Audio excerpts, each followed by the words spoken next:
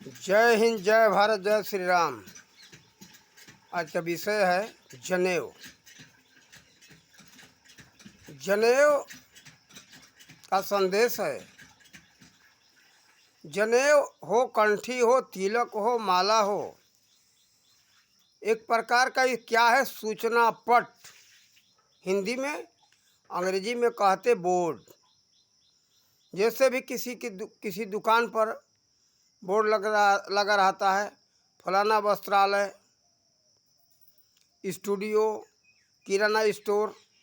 अरे स्टोर तो शब्द लिखना ही नहीं चाहिए। हिंदी लोग भूल गए। हिंदी को अपने माता पिता को जैसे लात मार रहे हैं, वैसे बने भारतीय भाषा और संस्कृति को लोग लात मार रहे हैं। केंद्र न लिख करके किराना केंद्र, तो उसको ये भंडार न लिख करके लोग लिख रहे हैं क्या? ये स्टोर। स्टोर अंग्रेजी शब्द है। स्टोर न लिखकर उसको भंडार लिखना चाहिए। स्टोर माने, स्टोर शब्द का होता है अर्थ भंडार। सेंटर, फलाना सेंटर, फलाना सेंटर। सेंटर का मतलब होता है केंद्र। हम ये इसी के ऊपर ये भी तो दो बात समझा दे आप लोगों को। अपने माता पिता को, अपने मातृभाषा को लात लोग मार रहे हैं, बहुत इसका परिणाम बुरा होगा। एक दिन लोगों को तरसना पड़ेगा। लोग जब विदेशी गाली देंगे, जूता मारेंगे मुंह पर, तब। हाँ, अब आओ जनेऊ के ऊपर लोगों को बताएं। तो एक प्रकार का जनेऊ क्या है? ये सूचना पट है। वो शब्द ही कह रहा है जनेऊ। जनेऊ उसका नाम है। लोग जनेऊ जनेऊ करते, जनेऊ नाम है उसका। जनेऊ क्या? वो शब्द दो से शब्द से लेकर के यह बना हुआ है। क्या उसको तुमने जाना? हाँ, उसको हमने जाना। किसको? उस ब्रह्म को। जनेऊ, क्या उनको जाना? तो हाँ, उसका ये पहचान है। और आज तो उसका न विधि है न विधान है। दुकानों में जनेऊ बिक रहा है, पीले रंग में रंगा हुआ या सादा सफ़ेद में। लोग ला करके हल्दी में या पीले रंग में रंग करके पहन लेते, अच्छा खासा ब्राह्मण बन गए। वो साबित करता है ये ब्राह्मणों का जो जनेऊ कहा गया था, जो कहा जाता है, इसका मतलब है जो ब्रह्म को जानता है वो जनेऊ पहनने का अधिकारी है।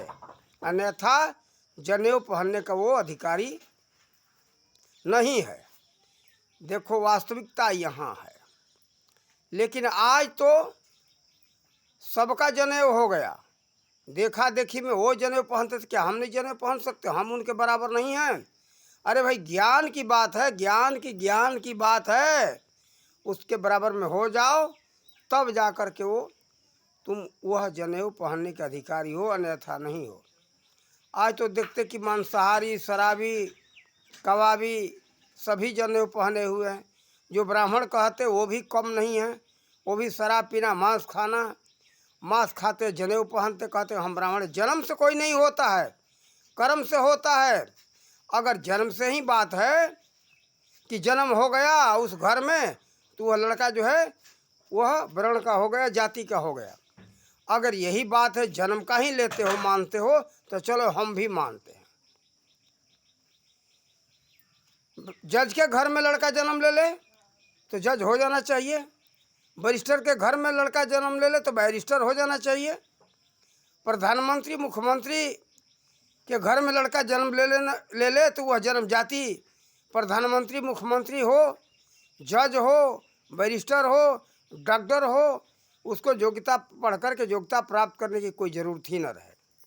तो देखो, ये ब्राह्मण हो या कुछ भी हो, सब योग्यता की बात है।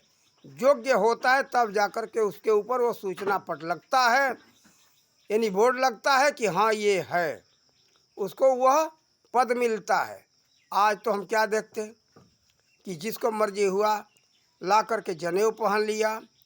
लोग कहते कि हम भी बराबर होंगे, शूद्र हो, वैश्य हो, क्षत्रिय हो, ये भी कोई भी शूद्र, वैश्य, क्षत्रिय जन्म से नहीं होता है, कर्म से होता है। देखो मनु जी महाराज ने आरंभ में ही 4 वर्ण का स्थापना किया था। ये मनु स्मृति उठा करके कोई देखे तो 4 वर्ण जो है कर्मों के आधार पर उन्होंने ये सबको उपाधि यानी पद दिए थे। जो ब्रह्म विद्या का ज्ञाता हो, विद्या पढ़े पढ़ावे, यज्ञ करे करावे और दान दे और ले, ये लेना ही नहीं है। तो विद्या पढ़े पढ़ावे, यज्ञ करे करावे, उसका नाम है ब्राह्मण। क्षत्रिय यानी समाज का जो छत्र छाया करे, उसका नाम है ब्राह्मण। तो देखो ये जो है सेवा करे, उसका नाम शूद्र। जो वर्ण व्यवस्था ये नहीं खाने पीने का व्यवसाय करे या खेती करे, उसका नाम है ब्राह्मण। ऐसे जो है ये जातियाँ, ये वर्ण बना हुआ, उसके बाद कर्म बांटते गए और उसके नाम पर लोग जाति बांटते गए। तो देखो ऐसे ऐसे करके ये वर्ण व्यवस्था है। तो देखो ये उचित नहीं है कि जन्म होने के आधार पर जन्म जाति नहीं होता है, कर्म जाति होता है। वास्तव में जन्म जाति है ही नहीं। तो इसी आधार पर ऐसे ही आज समाज में वही बात होना चाहिए। लोग न जानने के कारण जन्म जाति मान लिए। जन्म जाति ये है इतना, थोड़ा उसका संस्कार होता है या पूरा होता है, ठीक है, इसको मानता हूँ, लेकिन वह योग्य पूरा होना चाहिए। तो देखो जन्म जाति नहीं है, कर्म जाति। इसी तरह से जनेऊ पहनने का अधिकारी वही है जो ब्रह्म को जानता हो, उनको जानता हो। जनेऊ उसका नाम ही है, जनेऊ। क्या उसको जाना?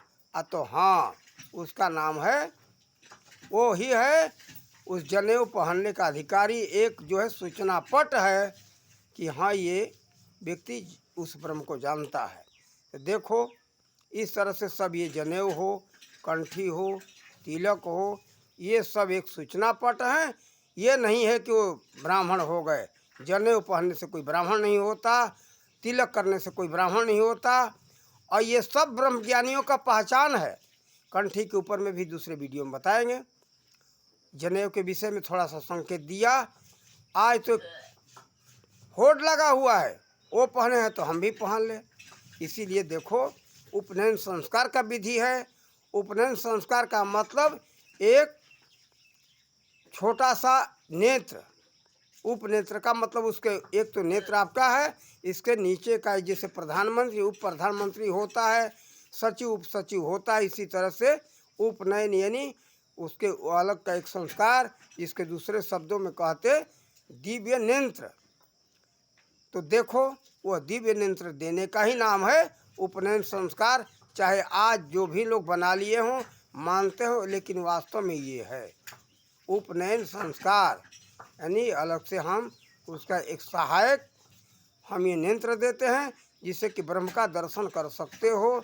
जो ब्रह्म का दर्शन किए वही कंठी बांधने का, जनेऊ पहनने का, तिलक करने का और माला पहनने का अधिकारी हैं, अन्यथा नहीं। आज तो मनमाना चल रहा है, जिसको जो मर्जी वो कर ले। समाज उसके ऊपर, समाज में ज्ञान भी नहीं है, उसके बारे में जानते भी नहीं। कौन बहिष्कार करे, कौन समझावे, सबके तो सब वही हैं। तो इस वीडियो में हमने ये खुलासा किया जनेऊ का। अब हम दूसरे वीडियो में कंठी का बताएंगे। इन्हीं शब्दों के साथ अपने वाणी का विराम देते।